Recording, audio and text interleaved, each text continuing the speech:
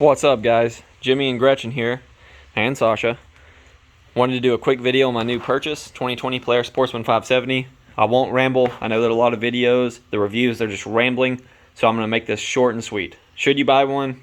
Absolutely. Why should you buy one? Well, because it's a great all-around ATV. It's bigger than it looks in this video, and when you're sitting next to one in person, I was surprised whenever I purchased it. I got it for $6,500. It had 13 hours on it. It's a 2020. And I thought it was a deal, so I jumped on it. But it's a lot bigger than what you think. And it is a perfect ATV for those of you that want to go trail riding and you want to pull things and you want to just have an all-around utility four-wheeler. It goes fast enough for me, 64, 65, that's fast enough, and this ATV will do it with ease. That being said, I was looking at a brute force because the kid in me wanted something that I could ride wheelies on if I wanted, or just play around. But looking back, I'm glad I didn't get that ATV because this ATV is a lot easier to control. It's a lot more nimble. It's easier to go in between trees because if you're out on a trail, trails get narrow. Brute force is going to have problems going around in it. This ATV will not. That being said, I did notice that there was some squeaking coming from a few places. The steering, there's a little bushing in there right under the headlight. You'll see there's a little bushing that mounts right here. What I did was take these bolts out, squirt some grease in there. Problem solved. Just put them right in there in the bushing, worked the handlebars back and forth and fixed it. But you guys don't have to do that because in hindsight I found a hole, and that hole actually goes through the bushing. There's a hole in the bushing that lets you grease that, so don't have to do that. The other parts other places I were hearing squeaking from, I thought it was the clutch. And being a mechanic, you know how you jump to the immediate worst possibility. It actually wasn't the clutch, it was the exhaust flanges. The exhaust flanges squeak whenever the engine's shaking and it's warm.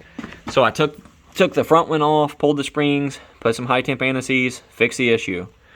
And then squeaking in the suspension. I did notice that. If you wash it a lot, you'll kind of wash off your lubricant. So I put some lithium grease and problem solved. Not a big deal. And it also has grease points, which I like. So that's kind of cool. Also, the ATV does seem stiff when you're shifting. If you turn it on, you got your nice little Polaris display. When you put it into gear, it's pretty stiff when you first get it. That being said, it's freeing up a lot as I ride it. So maybe it just needs to be broken in. I don't know.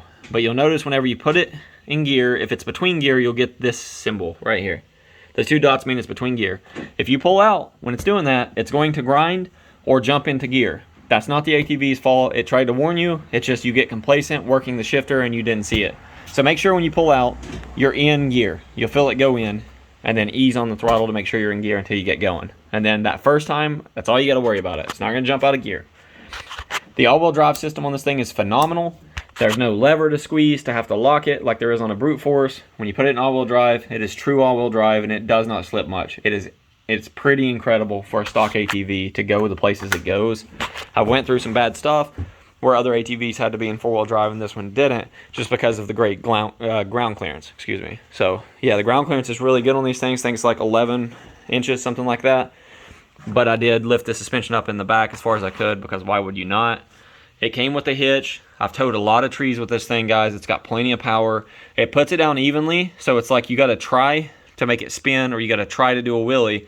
The ATV does a really good job of distributing the power smoothly, so you don't have to worry about making a mistake. It's a lot more forgiving than, a Can-Am or a Polaris, where it's got a lot of just, low-end grunt where it wants to stand up or flip over. So that being said, would I do it over again? Absolutely. I think I made a great purchase. I think it was a deal, and I also think that Made in America doesn't reflect poor quality all of the time anymore, I mean, I know a lot of things that say Made in America, they're not up to the same quality as foreign things usually anymore. I know that was different back in the day, but now it seems like the stuff from overseas has us beat a lot of the times. But I can't say that with this ATV. It's a fantastic ATV. It has its flaws in the front. When I bought it, I did notice this seemed a little flimsy. It wasn't as flimsy as it looked, right? Flimsy and durable are two different things. This ATV, I've hit some branches and things with it. The plastic's pretty hard to break. I wouldn't mount something up here and bolt it down, just because it is flexible, so it's not going to be very secure. So I wouldn't feel a need to do that. But that being said, that did kind of bother me, and it doesn't bother me anymore. I've seen the ATV's tough. It's a great ATV. It's plenty enough for two people. If you want to they have the lock and ride system you can put in these little holes, little eyelets. I'm going to do a video later, show you guys how I'm going to mount a lounger on here. But I wanted to figure out a way to mount it and be able to take it off quickly if I was just riding by myself, because I think they look goofy riding around with a 2-up ATV in one person.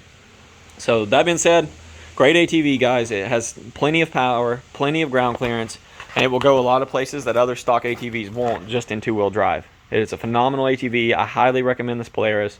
I haven't got water in the clutch housing like some people have said in forums. I've submerged it a few times up to about the seat, taken it out of the water and pulled the plug down in the rear of the clutch housing, dry as a bone. So maybe they fixed the issue, I don't know. Has bright headlights.